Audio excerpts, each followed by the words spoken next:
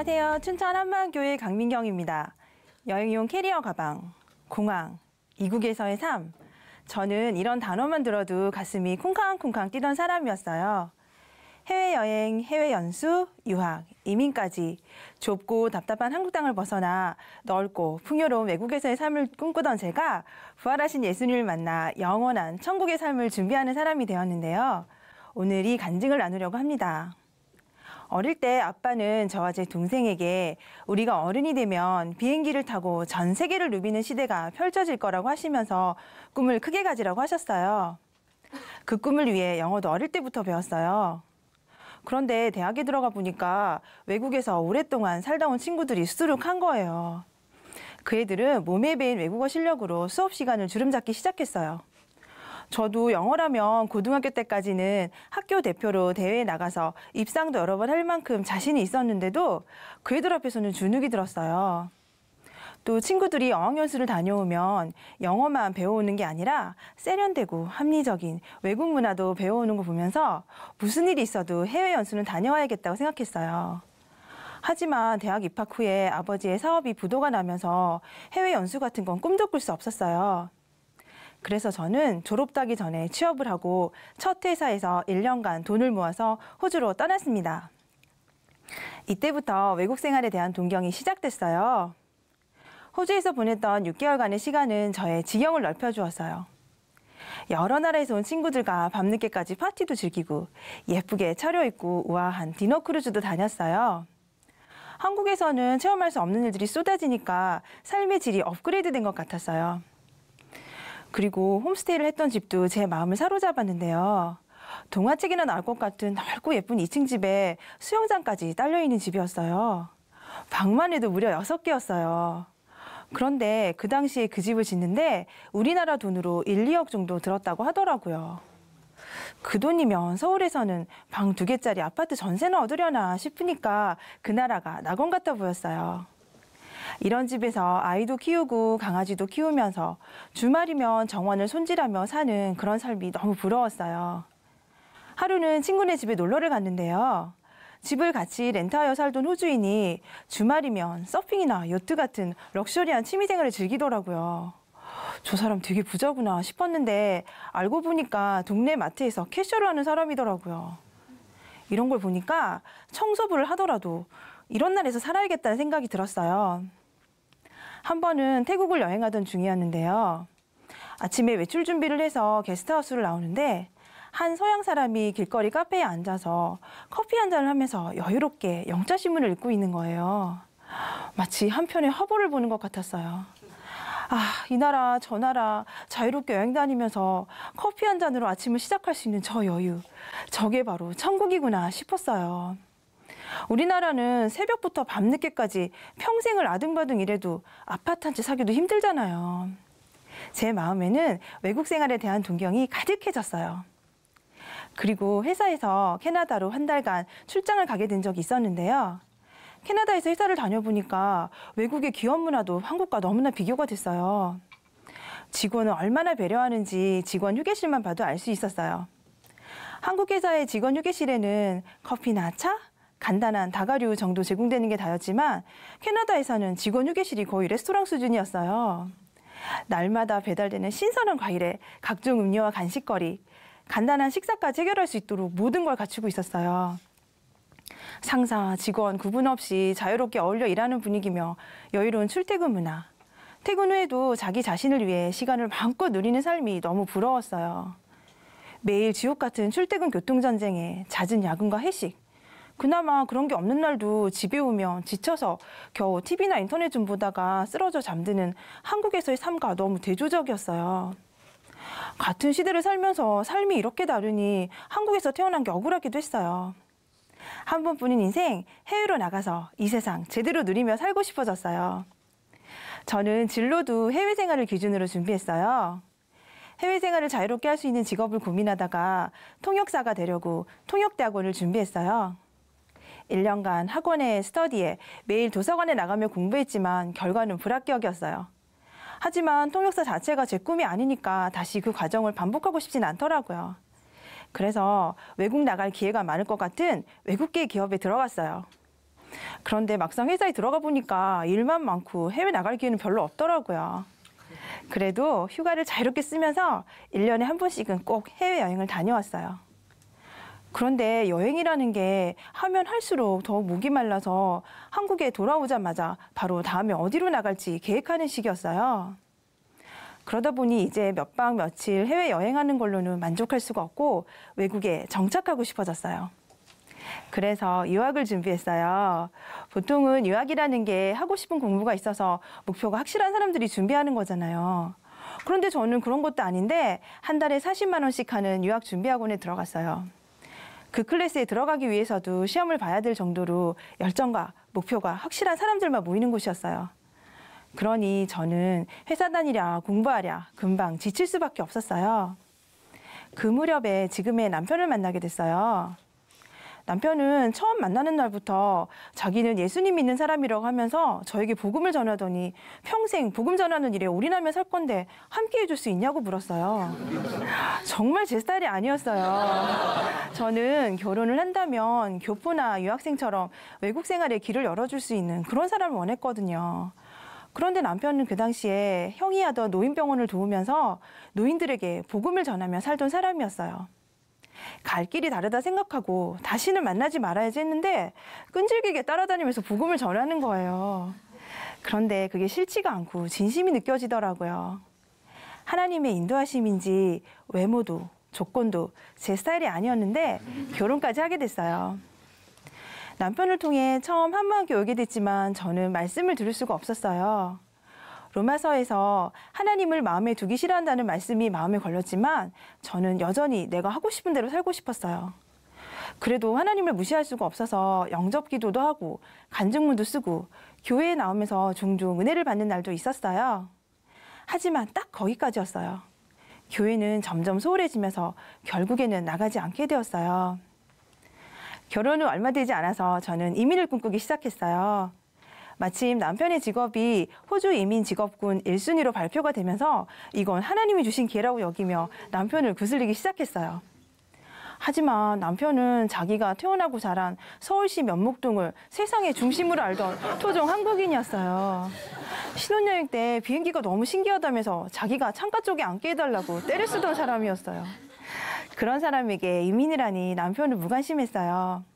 그런 남편에게 날마다 외국 생활에 대한 환상을 심어주었어요. 한국과는 삶의 질을 비교도 할 수 없다. 같은 일을 해도 2배 넘게 벌고 2배 넘게 여유롭게 살 수 있다. 우리 아이가 태어나면 2개국어는 기본으로 배울 수 있다.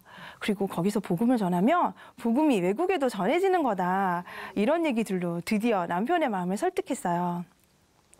그때부터 이민 컨설팅 회사에 접수를 해서 서류를 준비했어요. 2차에 걸쳐 400만 원을 들여서 서류 수속을 완료했어요. 남편은 1차 서류 심사에 통과하고 이제 이민자에게 요구되는 영어 성적만 따면 바로 비행기를 타는 거였어요. 영어학원이 몰려있는 강남 인접지역으로 이사도 감행했어요. 그런데 막상 남편의 영어 실력을 열어보니까 너무 절망적이었어요. 토종 한국인이었던 남편은 어휘력은 만점에 가까운 실력을 갖고 있는데 외국인 앞에서는 얼음이 되어버리는 거예요. 한국식 영어 교육의 살아있는 희생자를 내 눈앞에서 보고 나니까 더더욱 우리 아이들은 여기에서 키우고 싶지 않았어요. 혹시라도 남편이 영어 때문에 기죽고 포기할까 봐 지극정성으로 잘해줬어요. 그리고 하나님께 기도도 했어요. 우리 이민 꼭 가게 해달라고요. 이민 가면 전도도 많이 하고 하나님도 더 잘 믿겠다고 그렇게 기도했어요. 그런데 어느 날 남편이 오랫동안 고민해봤는데 이민을 못 가겠다고 하는 거예요. 저는 처음에 영어 때문에 그러는 줄 알았어요.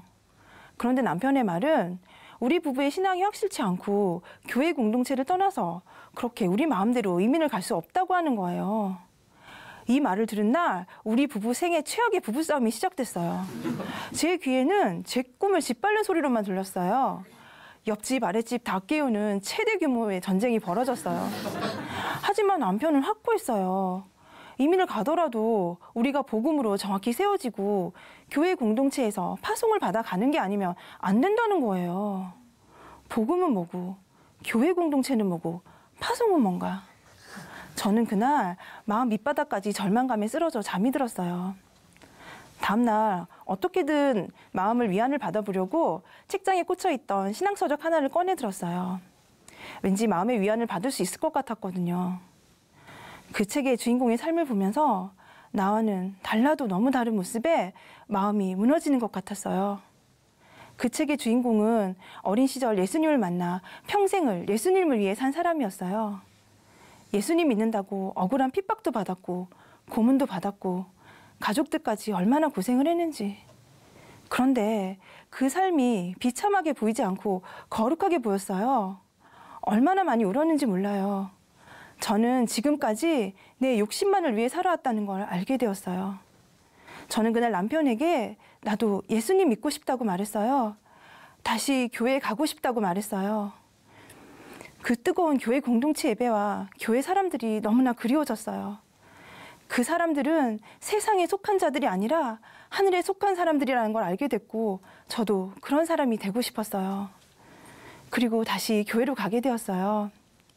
간절한 마음으로 예배를 드리는데 처음 교회에 왔을 때 어색함은 하나도 없었어요. 하나님께 부르짖어 기도할 수 있는 것도 너무 좋고 목사님 말씀도 좋기만 했어요. 그리고 전도사님과 말씀 교제를 하게 되었는데요. 그날을 지금도 잊을 수가 없어요. 요한복음에서 본래 하나님을 본 사람이 없으되 아버지 품속에 있는 독생하신 하나님이 나타내셨느니라 라는 말씀을 찾아주셨는데요. 전 이 말씀을 듣고 깜짝 놀랐어요. 본래 하나님을 본 사람이 없다는 말씀에 제 마음이 쿵쾅쿵쾅 뛰기 시작하는 거예요. 하나님은 원래 보이지 않는 분이시니 제가 지금까지 하나님을 잘 몰랐던 게 이상한 게 아니었어요. 그런데 아버지 품속에 있는 독생하신 하나님이 나타내셨다고 하는 거예요. 그렇다면 독생하신 하나님이 누구신지만 알면 하나님을 만날 수 있다는 거잖아요. 그분이 바로 예수님이셨어요. 구약의 예언과 예수님의 출생, 생애, 죽음, 부활까지 살펴보면서 예수님이 바로 아버지 품속에 있는 독생하신 하나님이라는 사실을 정확히 알게 되었어요. 저는 그렇게 보이지 않는 하나님을 우리가 알아볼 수 있도록 찾아오신 예수님을 인격적으로 만나게 되었어요. 그리고 오병이어 기적으로 많은 사람들을 먹이신 후에 자리를 떠나신 예수님을 사람들이 애타게 찾는 장면을 읽게 되었는데요. 예수님께서는 너희가 나를 찾는 까닭은 표적을 본 까닭이 아니라 떡을 먹고 배부른 까닭이라고 하시는 거예요. 저는 이 말씀을 읽으면서 완전히 회개할 수밖에 없었습니다. 이 세상 좀 더 풍요롭게 살고 싶어서 하나님을 찾으면서 하나님 믿고 있다고 착각하던 저에게 하나님이 주신 유일한 표적인 부활을 보고 예수님을 나의 주, 나의 하나님으로 믿으라고 정확히 말씀해 주셨습니다. 너무 놀라운 건요. 부활하신 예수님을 만나고 내 마음의 주인으로 모시고 나니까 내가 지금 보고 느끼고 살고 있는 이 세상이 전부가 아니더라고요.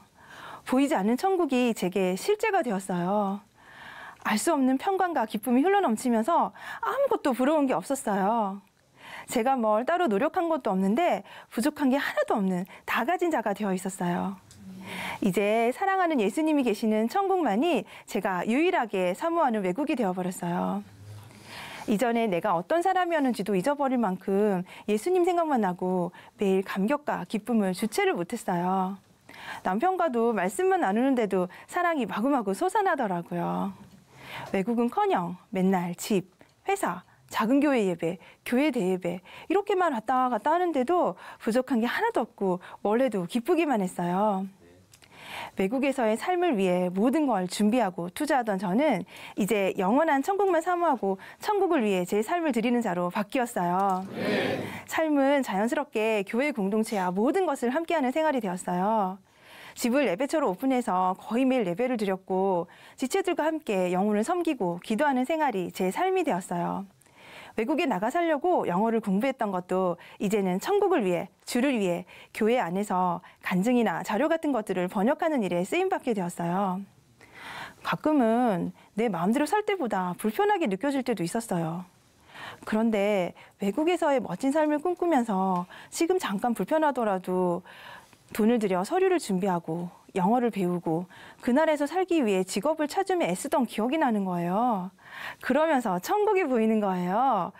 예수님을 진짜로 만날 수 있는 천국만 생각하며 그 기쁨과 기대가 너무 커서 불편하게 여겨지던 것들이 싹 사라져 버렸어요. 게다가 천국을 준비하는 삶은 현재를 희생하며 미래를 준비하는 그런 삶이 아니었어요. 천국을 준비하는 삶 자체가 기쁨이고 천국인 거예요. 내가 외국에 나가 살아도 나는 한국 사람인 것처럼 천국 시민권자가 되어버리니까 닭장같이 답답한 한국 땅에 살고 있는데도 천국 시민의 삶을 살게 되었어요. 이렇게 천국만 생각하며 살다 보니까 외국 생활에 대한 동경이 어느새 싹 사라져 버렸어요. 더 이상 이 세상에서 다른 나라를 꿈꿀 필요가 없어졌으니까요. 그리고 누구를 만나든지 예수님을 전하면서 천국 소망을 알려주고 싶어졌어요. 제가 처음으로 복음을 전하고 예수님을 주인으로 믿게 된 친구가 있는데요. 그 친구는 하나님을 믿고 싶어서 성경을 읽어봐도 천지창조부터 믿을 수 없다고 하면서 어떻게 믿어야 될지 모르겠다고 했어요. 친구에게 복음을 전하고 작은 교회에서 함께 예배를 드렸는데 그 친구가 부활하신 예수님을 주인으로 믿게 되었어요. 그때 느꼈던 기쁨은 지금도 잊을 수가 없어요. 한 번은 호주에서 만났던 친구들이 한국에 놀러 온 적이 있었어요. 예전에는 외국에서 친구들이 놀러 오면 신촌이며 명동이며 놀기 좋은 곳들을 누비면서 한국의 음주 가문 문화를 소개하기 바빴는데요. 그날은 꼭 복음을 전해야 되겠다는 생각이 들었어요. 그래서 영어 전도지를 가지고 나가서 간단하고 명쾌하게 복음을 전했습니다. Jesus resurrected to be your Lord. 예수님이 우리의 주인 되어 주시기 위해 부활하셨어. 이렇게 말했더니 그중 한 친구가 resurrect? 부활? 이러면서 그 자리에서 전도지를 꼼꼼히 읽어보더라고요. 부활만 확실하면 외국인에게 복음을 전하는 것도 어렵지 않았어요. 또 한 번은 말씀을 못하시고 의식이 혼미한 상태로 요양병원에 계시는 할머니를 찾아뵙게 된 적이 있었어요. 그날 남편과 저는 함께 기도하고 할머니께 복음을 전했습니다. 말도 통하지 않고 의식도 혼미한 할머니께 어떻게 복음을 전할 수 있을까 고민을 했는데요. 복음을 전하는 것은 어렵지 않았어요. 우리는 할머니께 할머니, 예수님이 죽으시고 부활하셨어요. 예수님이 부활하셔서 할머니의 주인이 되어주셨어요. 예수님을 주인으로 모셔야 해요. 예수님이 주인이면 천국에 갈 수 있어요. 이렇게 말씀드리며 예수 부활, 예수 주인, 천국 이렇게 써서 보여드렸어요. 할머니가 대답은 못하셨지만 할머니 믿으시고 아멘 하시면 손을 머리에 올려보세요. 이렇게 말씀드렸더니 할머니가 손을 머리에 올리셨습니다. 할머니가 건강하셨을 때 이 복음을 전해드리지 못한 것 때문에 너무나 마음이 아팠지만 말이 통하지 않고 의식이 혼미해도 복음을 전할 수 있어서 너무나 감사했어요. 이 복음을 전하며 천국을 준비하는 삶은 이 세상 어디에서도 누릴 수 없었던 최고의 삶이었습니다. 제가 만약 부활하신 예수님을 만나지 못했다면 저는 이 나라 저 나라 돌아다니면서 아침에 커피 한잔 하는 여유를 위해서 제 평생을 다 바칠 뻔했어요. 잠깐 사는 이 세상에서 그 잠깐의 풍요를 위해 한 번뿐인 인생을 다 허비할 뻔했어요. 하지만 예수님께서는 한 번 사는 이 인생을 잠깐 사는 이 세상이 아닌 영원한 천국을 위해 살 수 있게 해주셨습니다. 지금 이 순간도 금방 사라져버리는 과거가 아닌 영원한 천국을 위해 살 수 있게 해주신 부활하신 예수님 사랑합니다. 감사합니다.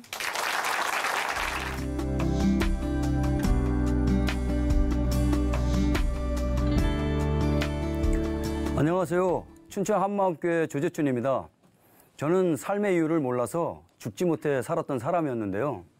부활하신 예수님을 만나고 사는 이유를 정확히 찾게 된 간증을 나누고자 합니다. 어린 시절 어머니께서 하숙집을 하셨기 때문에 저희 집은 늘 고등학생 형들과 군인 아저씨들이 많았어요. 그러다 보니 집안에서는 기타 소리와 TV 소리가 늘 끊이지 않았는데요. 매일 저녁마다 마당에 모여서 하숙가는 형들과 군인 아저씨들과 함께 춤추고 노래를 부르며 놀았어요. 그래서 저는 자연스럽게 동요보단 유행가를 더 잘 불렀습니다. 그때 당시 유행했던 노래가 저 푸른 초원 위에 라는 노래였어요.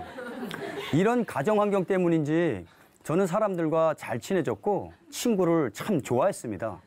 중학교 3학년 때는 고입시험에 떨어진 친구를 위로한답시고 함께 서울로 가출해서 구두 닦기를 한 적도 있어요.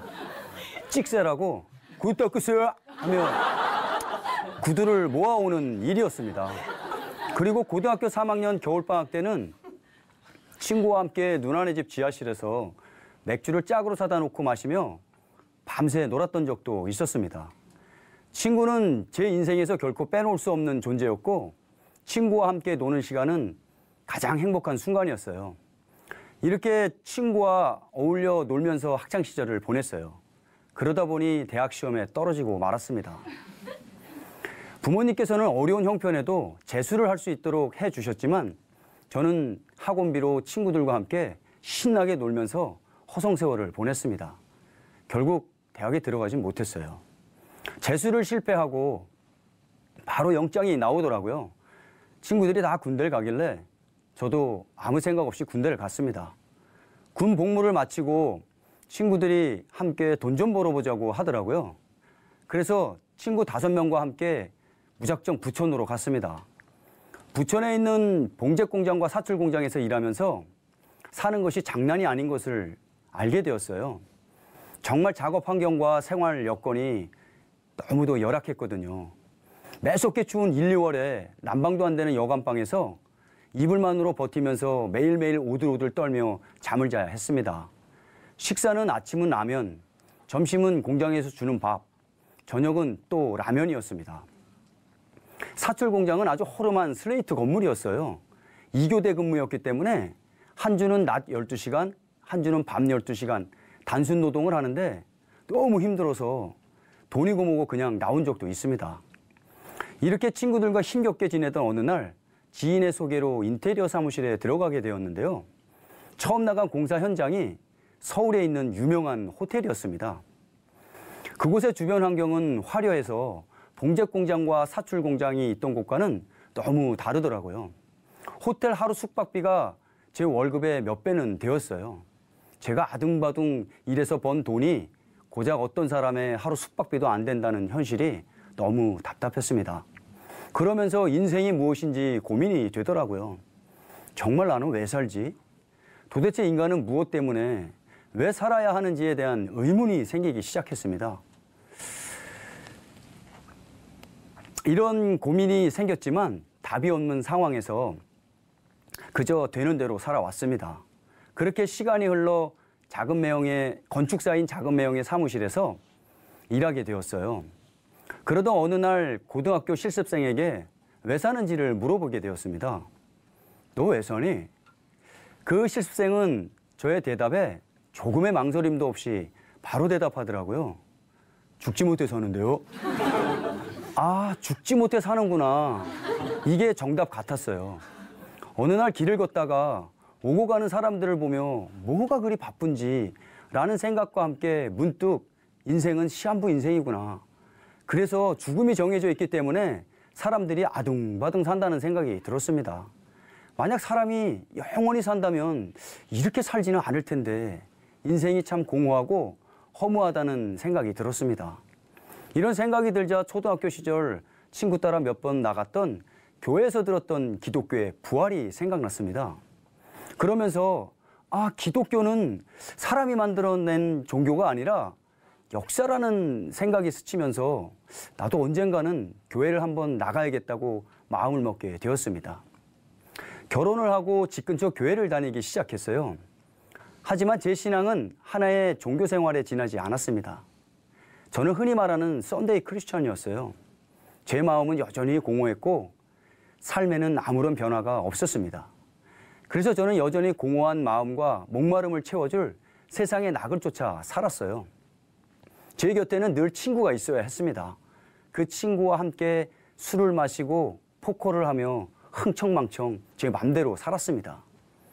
그런데 한 가지 저를 힘들게 하던 것이 있었는데요. 친구와 놀고 마시고 할 때는 정말 재밌고 즐거웠는데 친구들과 헤어지고 난 후 찾아오는 공허함과 허전함? 이것은 그 무엇으로도 채울 수가 없었습니다. 점점 더 외롭고 허무해지더라고요. 그래서 제 마음에 허무함이 커지면 커질수록 더욱 친구를 찾았고 친구들과 어울리는 시간들이 많아지면 많아질수록 제 마음은 이상하게도 뻥 뚫린 것처럼 점점 더 공허해져만 갔습니다. 이렇게 살다 보니 주변 사람들이나 가족들에게 관심을 가지고 배려한다는 것은 상상도 할 수 없는 일이었어요. 결혼을 했지만 제가 늘 독단적으로 판단, 결정하고 아내에 대한 관심은 전혀 없었습니다. 제가 얼마나 아내에게 대한 관심과 배려가 없었냐 하면요. 아내가 아이를 임신해서 출산할 때까지 매일 밤늦게 술을 마시고 포커 게임을 하면서 흥청망청 놀았어요. 아내가 둘째를 출산하던 날, 그날도 밤늦게까지 포커를 하는데 집에서 갑자기 전화가 온 거예요. 양수가 터졌다고. 그래서 부랴부랴 포커판을 뒤로 한 채 집으로 향했습니다. 제가 교회를 다니면서 들었던 간증이 하나 있는데요. 어느 임산부가 5kg 가까이 되는 아이를 기도로 수술하지 않고 자연분만 했다는 거예요. 이상하게 이런 것은 믿음으로 화합이 잘 되는 거 있죠? 그래서 저도 절대 수술하지 않는다라는 굳건한 믿음으로 새벽 2시에 양수가 터진 아내를 데리고 늘 다니던 산부인과 병원에 갔습니다. 양수가 터진 것뿐만 아니라 문이 열려 있는 상태라서 의사 선생님께서는 수술을 해야 할 것 같다고 하더라고요. 그런데 저에게 믿음으로 화합된 임산부의 간증이 있었잖아요. 그래서 저는 의사 선생님께 물었죠. 수술하지 않으면 안 되나요? 그런데 저의 물음에 의사 선생님께서는 차라리 반에서 꼴등하는 아이를 서울대를 보내달라고 하세요. 하며 화를 내는 거예요. 제가 뭐라 했나요? 저도 순간 화가 나더라고요. 그래서 그럼 하지 마세요. 그러며 분만실에 누워있는 아내에게 야, 가자. 그리고 아내를 어깨에 들쳐매고 2층 계단을 걸어 내려왔습니다. 결국 인근에 있는 대학병원 응급실로 가서 3시간 정도의 재검과 진통 끝에 수술하지 않으면 안 될 상황이 되어서 저는 수술 동의서에 사인을 할 수밖에 없었습니다. 그리고 대기실에 나와 앉아 있는데 제 모습이 참 한심해 보였어요. 그래도 기도는 하게 되더라고요. 하나님, 잘못했습니다. 제 마음대로 아내를 너무 힘들게 한 거 용서해 주세요. 이렇게 회개를 하고 수술을 하나님께 맡기는 기도를 정말 간절히 했습니다. 그런데 기도가 끝나자마자 수술실문이 확 열리면서 간호사가 수술하지 않아도 돼요! 외치고 급히 들어가는 거예요. 나중에 아내에게 들은 얘기인데 수술대에 눕고 의사가 마취 주사를 놓으려고 하는 순간에 아이의 머리가 나와서 간호사들이 웬일이니 하며 아이를 급하게 받았다고 합니다. 이렇게 해서 결국 자연분만을 하게 되었습니다. 그러던 어느 날 한마음교회 목사님과 전도사님께서 우사를 교회로 변경하는 문제 때문에 저희 사무실에 오셨어요. 설계를 하기 위해서 현장 답사를 하게 되었는데 이게 한마음교회를 처음 방문하게 된 계기였습니다. 그로부터 3년 뒤 저희 사무실에서 설계하고 감리하던 공사 현장에서 건축주의 직원이었던 한 자매를 만나게 되었어요. 건축주는 굉장히 까다롭고 피곤했던 사람이었는데요. 그런 건축주 밑에서 일하는 사람이라고 생각할 수 없을 정도로 그 자매는 너무 친절하고 늘 웃는 모습이었어요. 어떻게 저런 사람 밑에서 기쁘게 일할 수 있을까? 전혀 스트레스가 없는 사람처럼 보였습니다. 그리고 그 자매는 저를 만날 때마다 교회 이야기가 아니라 예수님 이야기를 해주었어요. 그래서 어느 교회를 다니냐고 물어보았죠. 그런데 자매가 다니는 교회가 3년 전에 용도 변경을 했던 한마음교회라는 거예요. 그 자매의 모습이 너무 좋았기 때문에 저는 자연스럽게 한마음교회를 가보게 되었습니다. 제가 처음 왔을 때 성도들이 교회에서 간증을 참 많이 했는데요. 특히 구원에 대한 간증은 마치 긴 어둠의 터널을 빠져나온 것 같은 참으로 놀라운 감동과 눈물의 간증들이었어요. 그런데 그런 간증을 많이 듣다 보니 저는 구원에 대한 확신을 제 감정과 느낌에서 찾아보려고 용을 썼었습니다. 어떻게 하면 내 죄가 용서받았다는 확신을 가질 수 있을까 너무 고민이 되었습니다. 그런 가운데 부활의 복음을 듣게 되었어요. 어느 주일날이었는데요. 마가복음 2장에서 예수님께서 중풍병자를 고쳐주시는 장면이 있는데요. 예수님이 중풍병자를 앞에 두고 병을 고쳐주시겠다는 말씀을 하지 않고 내 죄가 사함을 받았다는 말씀을 하시는 것입니다. 옆에서 듣고 있던 서기관들이 어떻게 하나님도 아니면서 죄를 사해 주냐고 비난을 합니다. 그러자 예수님께서 내가 죄를 사하는 권세가 있다는 것을 믿게 해주겠다고 하시면서 중풍병자에게 일어나 내 상을 가지고 집으로 가라 하시니 중풍병자가 일어나 걸어 나가는 거예요. 아마도 그 자리에 있던 사람들 모두 다 예수님이 죄를 사하는 권세가 있다는 것을 믿지 않을 수 없었을 것입니다. 그런데 이것과 마찬가지로 하나님은 성경에 나오는 모든 믿을 수 없는 사실들, 보이지 않는 모든 것을 눈에 보이는 증거, 부활로 믿게 하셨다는 거였어요. 뒤이어 목사님께서는 이런 말씀을 하셨습니다. 그리스도께서 다시 사신 것이 없으면 너희의 믿음도 헛되고 너희가 여전히 죄 가운데 있을 것이요. 이 말씀을 듣는 순간 알게 되었어요. 만일 예수님이 부활하셨다면 예수님은 정말 하나님이 맞구나. 그냥 알아졌습니다. 부활하신 예수님은 바로 하나님이셨어요. 그리고 예수님이 십자가에서 흘리신 피는 바로 하나님의 피였던 것이었습니다. 그러므로 예수님의 피는 저의 모든 죄를 충분히 용서할 수 있는 것이었습니다. 저는 이제 더 이상 눈에 보이지 않는 죄사함을 느껴보려고 할 필요가 없어졌어요. 예수님이 정말 다시 살아나셨다면 이미 죄가 사해진 것이었습니다. 하나님이신 예수님께서 저의 죄를 위하여 죽으셨다는 것은 정말 엄청난 사랑이었고 저를 굴복시키기에 충분했습니다. 저는 비로소 내가 주인되어 내 마음대로 살았던 죄를 회개하게 되었고 부활하신 예수님을 나의 주인과 나의 하나님으로 마음에 믿게 되었습니다. 그러다가 IMF 때문에 설계 사무실을 그만두고 교회 지체가 운영하는 약국에서 근무를 하게 되었어요. 주일날 예배를 마치고 형제들과 축구를 하다가 다리에 부상을 입게 되었습니다.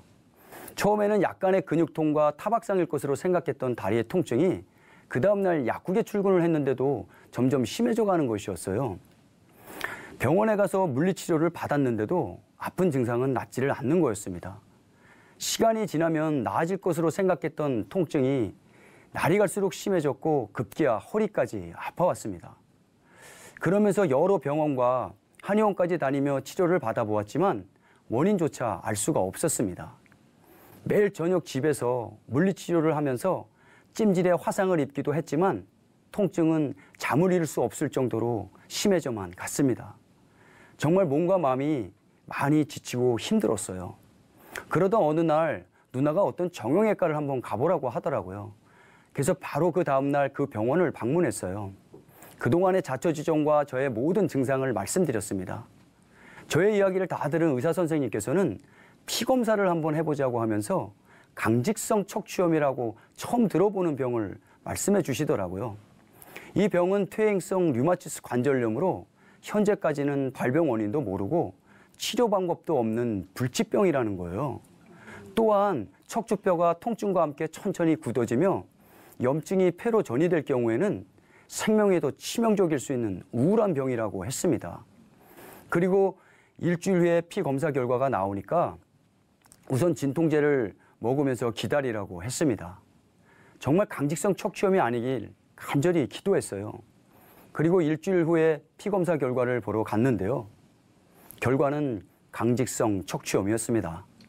그때 아내가 참 많이 울었습니다. 그런데 저는 오히려 담담하더라고요. 저는 일단 이 사실을 약국 지체들에게 알렸어요. 그 당시 약국장이었던 형제가 혹시 모르니까 개인 병원이 아닌 대학병원에 가서 다시 한번 검사를 해보라고 권유해 주더라고요. 그래서 대학병원과 서울에 있는 척추 전문센터를 방문해서 다시 검사를 받아보았지만 역시 결과는 강직성 척추염이었습니다. 과도한 진통제 복용으로 위장까지 쓰리고 아파오기 시작했어요. 제가 만일 예수님을 몰랐다면 이제 내 인생 끝이구나. 답이 없는 상황에서 자포자기 했을 것입니다. 옛날과 같이 매일 술과 담배에 쩔어 살면서 원망하고 불평하며 살았을 거예요. 지금 생각하면 아찔합니다. 이 일을 통해서 제가 분명하게 알게 된 것이 있었는데요. 제가 예수님을 믿을 수 있는 것은 제 병고침에 있는 것이 아니라 예수님이 부활하셨다는 사실이었습니다. 어떠한 상황과 환경 속에서도 예수님만을 믿을 수 있는 확실한 증거, 부활이 있다는 것이 너무 감사했어요. 하지만 육체의 고통은 매일 아침 잠자리에서 일어날 때마다 저를 참 우울하게 만들었습니다. 우울한 감정이 생길 때마다 부활하신 예수님을 생각하며 파스와 진통제로 버티면서 약국 생활을 할 수 있었어요. 그러던 어느 날 아침이었어요. 저희 집과 약국의 거리는 자동차로 20-30분 정도 걸리는 거리여서 늘 출퇴근 때마다 자동차에서 요한복음 테이프를 듣고 다녔거든요. 그날도 다른 날과 마찬가지로 요한복음 테이프를 들으며 출근하는 중이었는데 한 중간쯤 갔을까? 한 말씀이 저에게 그대로 들어왔습니다. 꼭 누군가 제 귀에 콕 집어넣어주는 것 같았어요. 그 말씀은 바로 요한복음 6장 63절 말씀이었는데요. 살리는 것은 영이요 육은 무익하니라. 내가 너희에게 이른 말이 영이요 생명이니라. 이 말씀을 통해서 육체는 어차피 썩어져 흙으로 돌아가는 순간적인 것이지만 사람의 영혼은 영원하다는 사실이 비춰졌어요. 그 순간 육체의 고통, 우울한 감정과 힘겹게 싸우던 제 마음에 자유함이 임하는데요. 너무 기쁘고 감사했습니다. 그러면서 하나님께서 주신 진정한 축복은 이 땅에 썩어질 부와 명예로 잘 먹고 잘 사는 것이 아니라 썩지 않는 영원한 생명인 것을 알게 되었습니다. 정말 나는 부활하신 예수님 때문에 영원한 생명을 가진 자가 되었구나. 이 감격이 물밀듯이 밀려왔습니다. 예수님의 부활이 나의 부활이 되고 이 부활이 얼마나 큰 소망과 능력인지 경험할 수 있었습니다. 물론 질병의 현상은 아직도 남아 있습니다. 하지만 더 이상 현상에 따라 마음이 요동되지 않습니다. 무엇이 순간적이고 무엇이 영원한 것인지 눈이 떠졌으니까요. 그리고 이제 저는 친구들에 대해 더 이상 연연하지 않습니다. 공허하고 외로운 마음을 친구를 통해서 채우려고 했지만 그러면 그럴수록 더 허무해져 갔던 저의 마음은 순간적인 것들로는 결코 채워질 수 없다는 것을 깨닫게 되었어요. 이제는 저의 영원하신 친구가 되신 예수님과 교회 공동체 안에서 항상 기쁘고 행복한 나날을 보내고 있습니다. 이제 저는 때를 얻든지 못 얻든지 부활의 복음을 전하며 살고 있습니다. 이 땅에서 영원한 것이 인간의 영혼밖에는 없는데 이 귀한 영혼들이 저처럼 이 세상이 전부인 줄 알고 허무한 마음에 쓰러져가는 모습이 보이더라고요. 예수님의 부활을 통해서 영원한 세계가 있다는 것을 알려주고 싶은 간절한 마음이 생겼습니다. 사무실에서도 현장에 나가서도 설계 상담을 하면서도 늘 이 복음을 전하다 보니 소장님께 미움을 받는 일도 많았는데요. 지금은 소장님께서도 예수님을 믿게 되셔서 오히려 복음 전하는 일을 도와주고 계십니다. 저는 보이는 이 세상이 전부인 줄 알고 공허한 마음에 힘들어 했었습니다. 그러나 부활하신 예수님을 통해서 영원한 것을 발견하게 되었고 사는 이유를 정확하게 찾게 되었습니다. 이제 제가 사는 이유는 온 천하보다 귀한 한 영혼에게 부활하신 예수님을 전하는 것입니다. 앞으로도 부활의 증인으로 영원한 표대를 향해 끝까지 달려가겠습니다. 감사합니다.